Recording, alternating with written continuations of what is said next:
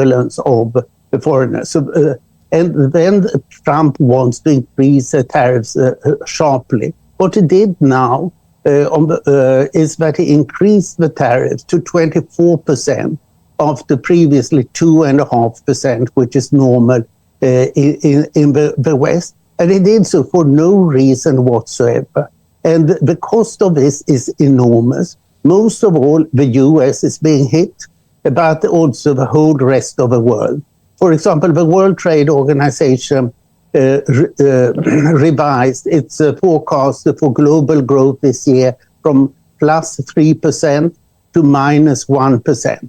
And the guilty person here is one man, Donald Trump, who has started this mad trade war for no reason whatsoever, only that he is completely ignorant and has an extremely bad temper, and most of all dislikes Western countries. As he says, our allies are often worse than our enemies, so who are not Trump's enemies.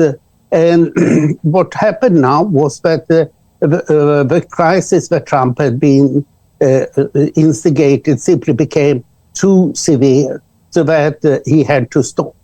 And some people with economic sense managed to inform him that if this continued, U.S. could get into a default situation because of his sheer madness.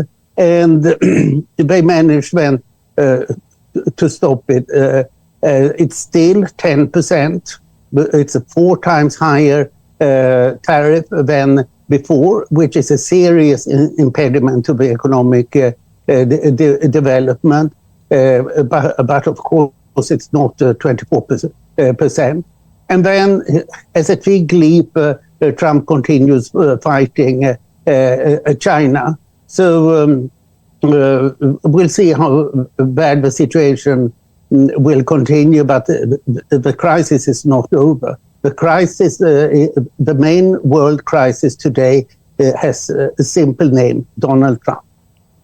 Also, the US economy still faces a significant risk of recession even after Trump's decision on reversal for these tariffs, according to Goldman Sachs.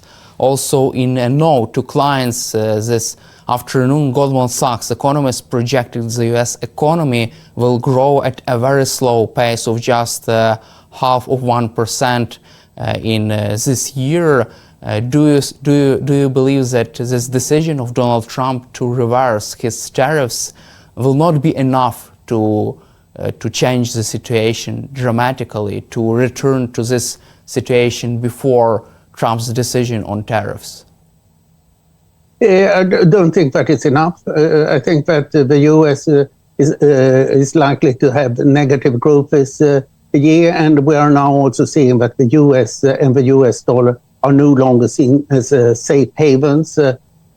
People put their money in Switzerland, Japan, Europe, even China, rather than in the U.S. now.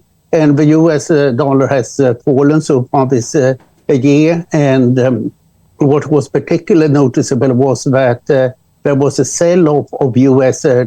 treasuries rather than purchases of U.S. treasuries, showing that some investors are really worried about the sustainability of the U.S. public finances in the longer run. So I think that the U.S. will be in crisis as long as Trump is president. And this is a very serious situation. And an additional element here is that Trump loves chaos. He loves uncertainty.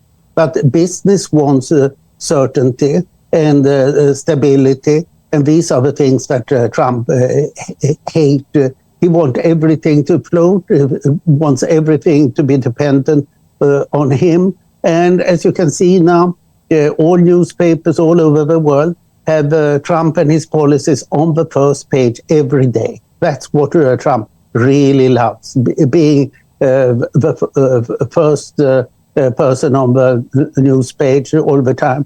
And of course, this will mean that the US will lose all authority if it hasn't lost it already. And the big problem that we need to face up to is Donald Trump.